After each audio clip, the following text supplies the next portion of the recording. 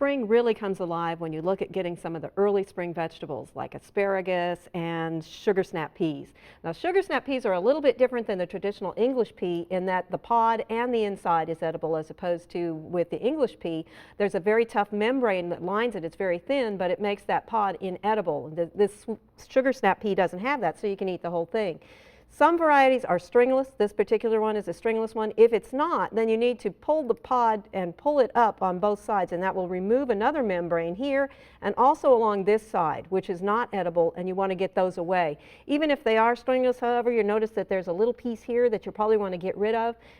So those just go in the compost pile, and the rest of it is going to go in this dish, which is stir-fried sugar snap peas. Very, very quick to make.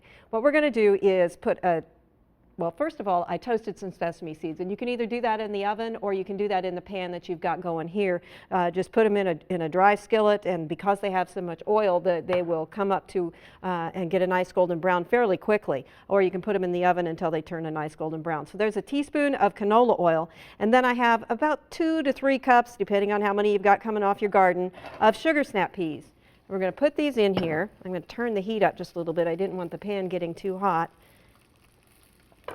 And also to this, I'm going to add 1 clove of garlic. Now, the clove of garlic you can add depending on how strong you want the garlic to be. The stronger you want it, the later you want to add it to the dish. Don't add it right at the beginning. The original recipe that I worked with had us putting the garlic in real early, but what happened was it said cook it for 10 seconds, and even with just 10 seconds before we added the peas, the garlic got too done by the time we were actually finished with the recipe. So this is going to cook for about 2 minutes, just going to keep it stirring around and letting that great garlic smell come off. Now, there's a lot of other things that you can do with sugar snap peas that take basically no time at all.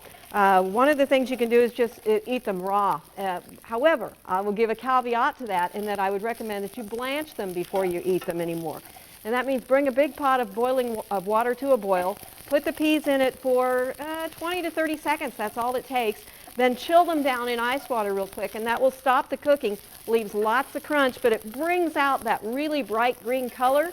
And the reason that happens is that when you blanch it, some of the air that surrounds each of the cells is evacuated from the vegetable itself, and then you're able to see the chlorophyll better, so it looks like it's a much brighter green color.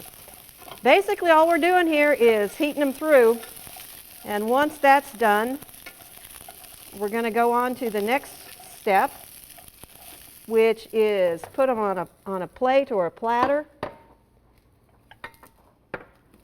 And we're going to drizzle them with a couple of things. First of all, we're going to get them over here. See how many I can get on the plate as opposed to bouncing off elsewhere. And once that's done, I turn off the stove as well. We're going to drizzle them with about a teaspoon of toasted sesame seed oil. Now, if you can't find the toasted, the regular one is going to be fine. And the reason it'll be fine is because we're now going to put that teaspoon of sesame seeds that you toasted over the top. So if you can't get the toasted variety, you're still going to get that great toasted flavor. And those two things are going to really perk up the flavor of this, add a lot more zip to it.